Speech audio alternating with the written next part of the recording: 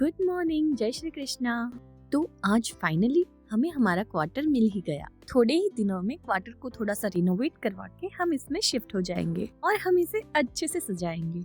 उससे पहले आज मैं आपको अपने खाली सरकारी क्वार्टर का टूर देती हूँ। क्वार्टर में शिफ्ट होने से पहले हमें यहाँ पे बहुत सारा काम करवाना है। सबसे पहले तो पूरे घर की पेंटिंग करवानी है और हमें यहाँ पे थोड़ा फर्नीचर का काम भी करवाना है। इसके अलावा हमें यहाँ पे पेस्ट कंट्रोल भी करवाना पड़ेगा क्योंकि क्वार्टर में टर्माइट का प्रॉब्लम है।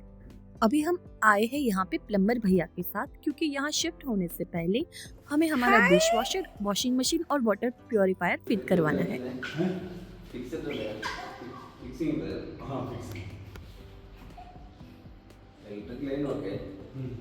वाटर आउटलेट इनलेट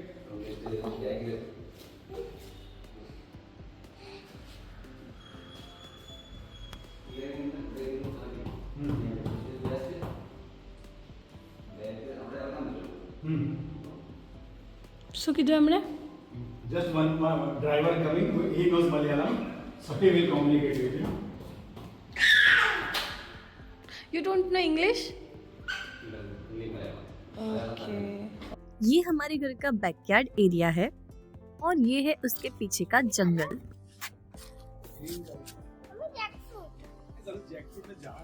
क्या ऊपर ही पड़े थे नीचे। क्या? ओ मेरा देख सांप के ऊपर ना होया बेटा। आज जैकफ्रूट तो झाड़ छे। हाँ, ये हमारी क्वार्टर का पीछे का एरिया है और यहाँ पे बहुत सारे पेड़ हैं। यहाँ पे एक जैकफ्रूट का पेड़ भी था। ये क्वार्टर बंद था तो लोगों ने यहाँ पे बहुत कचरा डाला है, हमें सब साफ करवाना पड़ेगा। से ये एरिया पूरा कवर है तो बाहर से कोई जानवर घर के अंदर ना आ पाए। और ये है पीछे का डोर। अब मैं आपको दिखाती हूँ हमारा फर्स्ट बेडरूम। वैसे इस घर में टोटल 3 बेडरूम है, एक लिविंग रूम है, एक डाइनिंग रूम है और एक किचन है। तो ये है सबसे पहला बेडरूम जो कि मास्टर बेडरूम है अटैच टॉयलेट बाथरूम के साथ। इस रूम में एक कबर्ड और छोटा सा ड्रेसिंग एरिया भी है, पर यहाँ के बाथरूम की हालत बहुत ज्यादा खराब है। भैया ने हमें बोला है कि वो हमें पूरा बाथरूम का एसिड वॉश करके देंगे और पेंटिंग भी होने वाली है तो उसके बाद शायद ठीक हो जाए। और ये है हमारे घर का दूसरा बेडरूम। इसमें भी हमें कबर्ड मिला है। कबर्ड में थोड़ा सा टर्माइट का इश्यू है तो हम उसके लिए ट्रीटमेंट करवाएंगे और ये शेल्फ है उसमें हम कवर लगवा देंगे। उसके सामने ही ये है हमारा डाइनिंग एरिया और डाइनिंग एरिया के बाजू में है किचन। अच्छा, तो ये जो किचन है उसमें हमें बहुत ज्यादा काम करवाना पड़ेगा। से पहले तो ये ऊपर वाले जो 3 शेल्फ्स है उसमें मैंने कवर करवा दिया है और नीचे का ये जो जितना एरिया ओपन है उसमें भी मैंने डोर लगवाने को बोला है। ये जो डोर है वो भी बंद नहीं होती, उसको भी चेंज करवाना है। सामने की साइड भी छोटा सा सर्विंग काउंटर है पर वो एकदम सही है। और ये है हमारे घर का लिविंग रूम। लिविंग रूम काफी बड़ा है और उसमें हमने पूरा ये शोकेस का एरिया मिला हुआ है। ये भी काफी खराब हो रखा है, इसे भी हमें बहुत ज्यादा क्लीन करना पड़ेगा और यहाँ पे ग्लास भी नहीं है तो वो भी लगवाना पड़ेगा। और ये है हमारे कॉमन टॉयलेट बाथरूम जो कि थोड़े से ठीक ठाक से है। ये सिंगल बाथरूम है और उसके बाजू में सिंगल टॉयलेट है जो कि इंडियन है। अभी थोड़ा सा गंदा दिख रहा है सब कुछ, पर पेंटिंग करवाने के बाद और डीप क्लीनिंग करवाने के बाद सब कुछ सही हो जाएगा। और इसके बाजू में ही है हमारा तीसरा बेडरूम। ये भी काफी बड़ा है और इसमें भी हमें एक कबर्ड मिला हुआ है। इस घर की सबसे अच्छी बात यह है कि यहाँ हर रूम में खिड़कियां है तो यहाँ हर रूम में बहुत अच्छी सनलाइट आती है। और ये है हमारे घर का फॉयर एरिया जहाँ पे हम अपने जूते चप्पल रख सकते हैं और ये हमारे घर का फ्रंट यार्ड है। घर के एंट्रेंस के दोनों साइड पे गार्डन है। हमारे पहले जो यहाँ पे रहे हैं उन्होंने बहुत अच्छे अच्छे प्लांट्स यहाँ पे लगाए हुए हैं। अब हम भी यहाँ पे अपना गार्डनिंग का शौक पूरा कर सकते हैं। और लास्ट में ये है हमारा गैराज। यहाँ केरला में बारिश बहुत होती है तो यहाँ पे गाड़ी को प्रोटेक्ट करने के लिए गैराज बहुत जरूरी है।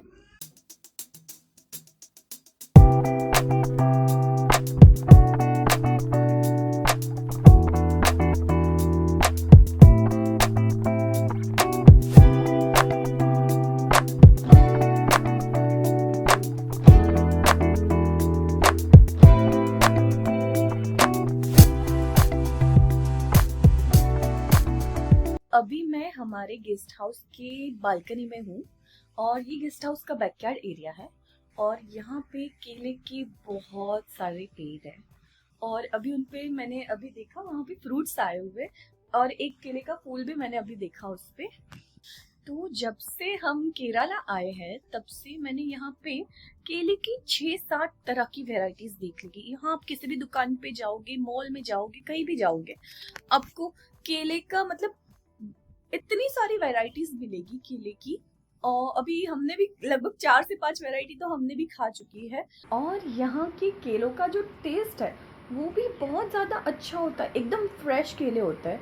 तो मैंने तो सोच लिया है जैसे ही हमें घर मिलेगा, मेरा किचन ओपन हो जाएगा, मैं केले की बहुत सारी रेसिपीज ट्राई करने वाली हूँ। तो अब मैं आपको अपने क्वार्टर का कुछ अपडेट दे देती हूँ। तो आज हमें लगभग यहाँ अजमेर से निकले हुए, हमारा घर छोड़े हुए 1 महीना पूरा हो गया है और हमें अभी क्वार्टर भी मिल चुका है। बस उसको हमें थोड़ा सा रिनोवेट करना पड़ेगा। तो सबसे पहले तो हमें उसमें पेस्ट कंट्रोल करवाना पड़ेगा क्योंकि बहुत चीते और बहुत सारे इंसेक्ट्स आ रहे हैं। तो उस वजह से सबसे पहले हम उसमें पेस्ट कंट्रोल करवाएंगे। उसके बाद हम कल ही कलर सिलेक्ट करके आ चुके हैं। तो उसके बाद हम पूरे घर का पेंट करवाएंगे और किचन है ना वो पूरा ओपन है। तो उसमें हमने सोचा है क्योंकि ऋषभ अभी छोटा है तो वो हर जगह हाथ डाल देता है, तो हमने सोचा है कि किचन के हर कपबोर्ड पे मतलब हर चीज को हम कवर कर देंगे। और जो 4th काम है वो है हमें प्लम्बरिंग का काम करवाना है। तो आज जब दोपहर को हम घर देखने गए तो हम वहाँ पे प्लम्बर भैया ही आए हुए थे। तो सबसे पहले हमें वहाँ पे हमारा डिश वॉशर, हमारा वॉशिंग मशीन और हमारा वाटर प्यूरीफायर फिट करवाना है। तो यहाँ पे ना सबसे ज़्यादा दिक्कत क्या है कि जो हमारा कैंप है वो त्रिवेंद्रम सिटी से 20 किलोमीटर बाहर की साइड है।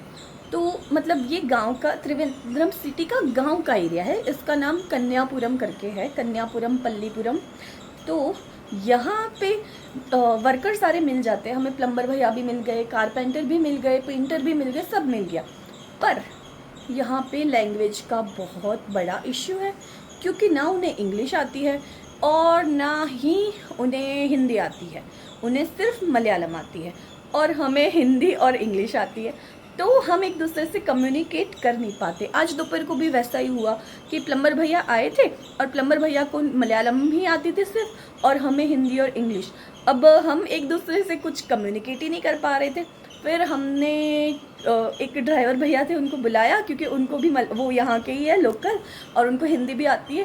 फिर हमारा थोड़ा सा काम चल गया, पर फिर भी हमें डाउट है कि उन्हें हमारी बात समझ में आई कि नहीं आई। हमें तो बिल्कुल नहीं आई उनकी बात समझ में। कल जब हम पेंट शॉप पे गए थे वहाँ भी बिल्कुल ऐसा हुआ था क्योंकि वो लोकल शॉप थी और हमें एकदम, क्योंकि हमें यहाँ पे 3 साल के लिए रहना है तो हमें ज्यादा खर्चा नहीं करना है, तो हम लोकल शॉप पे ही गए थे। और वहां पे गए तो वो भैया कुछ बोल रहे थे, मैं कुछ बोल रही थी, मैं उनसे पूछना चाहती क्योंकि मैं ना पहली बार हम पेंट करवा रहे हैं, हमने कहीं पे भी पेंट नहीं करवाया आज तक, तो हम पहली बार पेंट की दुकान में ही गए थे। तो मैं उनसे क्वेश्चन पूछ रही थी और भैया समझ ही नहीं पा रहे थे और भैया मुझसे कह रहे थे वो मैं समझ नहीं पा रही थी और ना ही मेरे हस्बैंड समझ पा रहे थे। तो सिचुएशन ना बहुत ज्यादा फनी हो गई थी। फिर बहुत मुश्किल से हमने एक दूसरे की बात समझी और हमने पेंट फाइनल किया। अब पेंट होगा तभी पता चलेगा कि हमने जो कहा था वो हुआ है या फिर कुछ और ही हो गया है। केरला आए हुए हमें 2 वीक हो चुके हैं और हमारी जो डे टू डे लाइफ है उसमें जो मेजर चेंज हुआ है ना वो मैं आपको बताती हूँ। सबसे पहला चेंज जो हुआ है वो खाने का हुआ है।